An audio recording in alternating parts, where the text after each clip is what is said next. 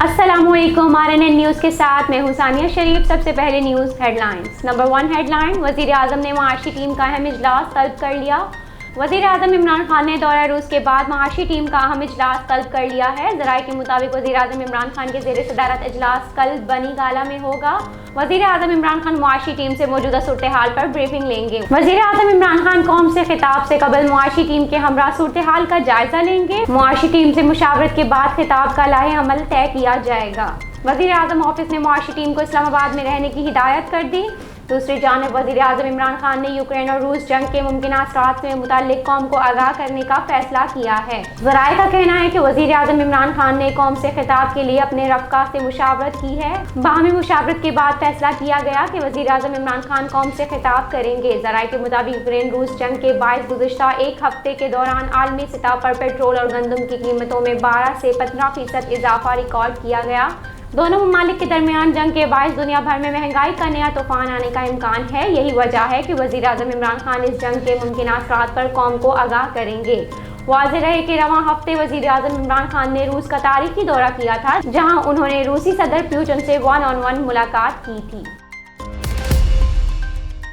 Ukraine से 56 तलबा को पहले ही पोलैंड पहुंचाया जा चुका। कैफ यूक्रेन में पाकिस्तानी सफीर नवील खोखर का कहना है कि 56 तलबा को पहले ही पोलैंड पहुंचाया जा चुका है। सफीर नवील खोखर ने कहा कि मजीद 61 पाकिस्तानी पोलिश बॉर्डर पर और 67 मुख्तलिफ रास्तों पर हैं। लोयो शहर में कायम कैंप में इस वक्त 76 पाकिस्तानी मौजूद हैं। उन्होंने कहा कि बड़ी मुश्किल से ट्रेन पर कई लोगों को सवार कराया। कोशिश है कि आज 300 से 400 अफराद को पोलैंड और रोमानिया दाखिल कराया जाए। SP शाह मोहम्मद कत्ल केस का फैसला सुना दिया गया। इंसदादे दहशतगर्दी अदालत ने कराची ऑपरेशन के अहम किरदार SP शाह मोहम्मद और डॉक्टर दिलशाद कत्ल केस का फैसला सुना दिया है। कराची की इंसदादे दहशतगर्दी अदालत ने कराची ऑपरेशन के अहम किरदार SP शाह मोहम्मद और डॉक्टर दिलशाद के कत्ल का फैसला सुना दिया है और MQM के high profile target killer rice mama पर जुर्म साबित हो गया। जुर्म साबित होने पर इंसदादे दहशतगर्दी अदालत ने रईस ममा को 25 बरस कैद का हुक्म दिया है, जबकि मुकदमे में नामजद 2 अफराद को नाकाफी शवाहिद की बिना पर बरी कर दिया गया है। बरी किए गए अफराद में एजाज कादरी उर्फ गुरचानी और आसिफ इकबाल शामिल हैं। पुलिस के मुताबिक मुल्जिमान पर थाना कुरंगी में कत्ल का मुकदमा दर्ज हुआ था। SP शाह मोहम्मद शाह को 28 मई 2012 में लेबर स्क्वायर बंगाली पाड़ा में फायरिंग करके इनके दोस्त डॉक्टर दिलशाद के साथ कत्ल कर दिया गया था। पुलिस के मुताबिक शाह मोहम्मद शाह वजीर आला सिंध मुराद अली शाह के रिश्तेदार और कराची ऑपरेशन के अहम किरदार थे। सजा पाने वाले रईस ममा समेत एजाज कादरी और दीगर पर कत्ल दहशतगर्दी के दीगर मुकदमात भी ज़ेरे समात हैं। अदालत आने वाले 2 मुल्जिमान हथकड़ी समेत ड्रामाई अंदाज में फरार। मुल्जिमान को पेशी पर अदालत लाने और ले जाने वाले पुलिस एहलकारों की शामत आ गई। 2 मुल्जिमान भारी हथकड़ी समेत फरार हो गए। तफसीलात के मुताबिक लाहौर के समनाबाद इन्वेस्टिगेशन पुलिस चोरी के मुकदमे में मुलविस 2 मुल्जिमान नुरैज और जुल्फिकार को मॉडल टाउन कचहरी ले जा रही थी। इस मौके पर एक मुल्जिम नुरैज ने पुलिस एहलकारों को चकमा दिया और हाथ छुड़ाकर हथकड़ी समेत फरार हो गया। मुल्जिम को पकड़ने के लिए पुलिस एहलकार ने इसका ताक़ुब किया और कुछ दूर जाकर उसे दोबारा पकड़ लिया। पुलिस एहलकार मुल्जिम नुरैज को पकड़कर वापस आया ही था कि उसी दौरान दूसरा मुल्जिम जुल्फिकार भी हथकड़ी समेत भाग गया, जिसे बारज़ा पकड़कर वापस लाया गया। वाक़े के बाद पुलिस एहलकारों को इसका खमियाजा भुगतना पड़ा। इस सिलसिले में थाना समनाबाद के इंस्पेक्टर की मुद्दइयत में मज़कूरा दोनों एहलकारों के खिलाफ मुकदमा दर्ज कर लिया गया। FIR के मतन के मुताबिक एहलकारों की जानिब से मुल्जिमान को अदालत ले जाने में गफलत और लापरवाही बरती गई, जिनके खिलाफ कानून कार्रवाई होगी। जिन एहलकारों के खिलाफ मुकदमा दर्ज किया गया है, इनमें ASI असगर अली और कांस्टेबल अब्दुल मजीद शामिल हैं। मज़कूरा एहलकारों को मुअत्तल करके हिरासत में ले लिया गया है। रोज़नामा मेरा मुल्क कराची, लाहौर, सरगोदा, इस्लामाबाद से बैक वक्त शाये होने वाला बड़ा अखबार पाकिस्तान के तमाम छोटे बड़े शहरों और तमाम न्यूज़पेपर स्टॉल पर दस्तयाब। आप आज ही पढ़ें रोज़नामा मेरा मुल्क। रमजान शुगर मिल ने चीनी ताजिरों के नाम पर डालकर स्टॉक से गायब कर दी। रमजान शुगर मिल ने ताजिरों के नाम पर चीनी का बड़ा स्टॉक गायब कर दिया है। रमजान शुगर मिल ने चीनी ताजिरों के नाम पर डालकर स्टॉक से गायब कर दी है। FBR ने मज़कूरा ताजिरों को नोटिस जारी किए तो उसका भांडा फूटा। इम्तियाज भट्टी नामे ताजिर ने बताया कि इस साल मिल से चीनी नहीं खरीदी, मगर मेरे नाम पर 25 गाड़ियां निकल चुकी हैं। मिल इंतजामिया और अड्डा मैनेजर ने हमारे शनाख्ती कार्ड का गलत इस्तेमाल किया। 2021 में 5 गाड़ियां खरीदी, FBI ने 40 गाड़ियों का टैक्स मांग लिया।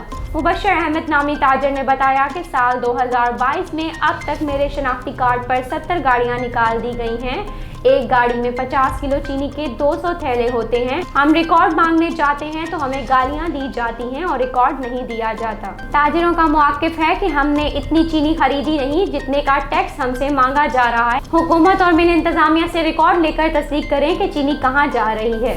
याद रहे कि यही वो रमज़ान शुगर मिल है जिसके खिलाफ नैब ने केस दायर कर रखा है और केस में मुस्लिम लीग नून के सदर शहबाज शरीफ और उनके साहबजादे रुकन सूबाई असम्बली हमजा शहबाज का नाम शामिल है। वहीं यार खान जान मोहम्मद के मुताबिक सादकाबाद कराची बनना शुरू, अमन अमान की सूरत हाल खराब, बस्ती लाड़ा नज़ चौक FFC। इरफान वल्द मंजूर हुसैन कौम भट्टी अपने घर के बाहर मौजूद था कि अकरम वल्द नामालूम कौम लाड़ ने अपने एक दोस्त के हमरा पिस्टल से फायर किए, जो कि इरफान के बाएं टांग पर लगे, जिसे बजरिया रेस्क्यू THQ अस्पताल सादकाबाद शिफ्ट कर दिया गया। वजह पुराना लड़ाई झगड़ा है। कार लिफ्टर्स ने पाकिस्तान के मारूफ कॉमेडियन शकील सदीकी को भी ना बख्शा और उनके घर के बाहर खड़ी कार चोरी करके ले गए। कराची में लूट मार, डकैतियों और गाड़ी चोरी करने की वारदातें हैं कि थमने का नाम नहीं ले रही। शहरी परेशान, लेकिन हुक्मरान सब अच्छा का राग अलाप रहे हैं। हफ्ते के रोज कार लिफ्टर्स का निशाना बन गए। Shakeel Siddiqui north Karachi sector 11A में अपने घर के बाहर गाड़ी खड़ी करके अंदर गए। कुछ देर बाद घर से निकले तो उनकी कार गायब थी। शकील सदीकी ने फौरी तौर पर पुलिस को इत्तला दी, जिस पर पुलिस जाए वकुआ पर पहुंच गई और वहां लगे खुफिया कैमरों की फुटेज हासिल की, जिससे कार लिफ्टर्स तक पहुंचने की कोशिश की जाएगी। सर सैयद पुलिस ने शकील सदीकी की मुद्दइयत में कार चोरी का मुकदमा नामालूम अफराद के खिलाफ दर्ज करके तहकीकात भी शुरू कर दी है। अलीम डार और रिचर्ड एलिंग PSL के फाइनल में एम्पायरिंग करेंगे। ICC एलिट पैनल के अरकान अलीम डार और रिचर्ड एलिंग वर्ल्ड HBL PSL 7 के फाइनल में एम्पायरिंग के फ्राइज अंजाम देंगे। दोनों एम्पायर 7 फरवरी बरोज इतवार को मुल्तान सुल्तान और लाहौर कलंदर्स के माबेन कजाफी स्टेडियम लाहौर में खेले जाने वाले फाइनल में ऑन फील्ड एम्पायरिंग की जिम्मेदारियां निभाएंगे। अलीम डार और रिचर्ड एलिंग वर्ल्ड मजमूई तौर पर 81 T20 इंटरनेशनल मैचेस में एम्पायरिंग कर चुके हैं, जबकि ये पहला मौका होगा कि जब रिचर्ड एलिंग वर्ल्ड PSL के फाइनल में एम्पायरिंग करेंगे। अलीम डार इससे कबल लीग के पहले, तीसरे, 5वें और 6ठे एडिशंस के फाइनल में भी एम्पायरिंग कर चुके हैं। ICC एलिट पैनल के रुकन माइकल गोफ लीग के फाइनल में 3rd एम्पायर, जबकि एहसन रजा 4th एम्पायर की हैसियत से जिम्मेदारियां अदा कर रहे हैं। PSL 7 के फाइनल में प्लेइंग कंट्रोल टीम की सरबराही ICC के मैच रेफरी रोशन माहिनामा करेंगे। रूसी फौज का रास्ता रोकने के लिए यूक्राइनी फौजी ने खुद को धमाके से उड़ा दिया। रूसी हमले के बाद मुल्क की दिफा के लिए लड़ने वाले फौजी ने रूस के जेर कब्जा क्रीमिया को यूक्राइन से मिलाने वाले पुल को खुद पर बारूद लगाकर धमाके से उड़ा दिया।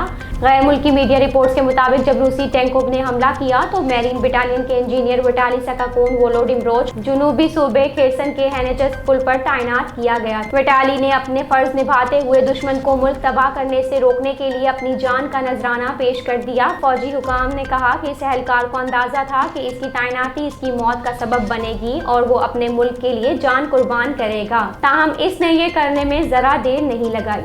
यूक्राइनी फौजी एहलकार की बहादुरी ने रूसी अफवाज को लंबा रास्ता इख्तियार करने पर मजबूर किया। हेडलाइंस आपने मुलाहिजा की। न्यूज़ स्टूडियो से फिलवक्त इतना ही। मजीद खबरों और अपडेट्स के लिए देखते रहिए RNN न्यूज़। हमारे साथ रहिएगा।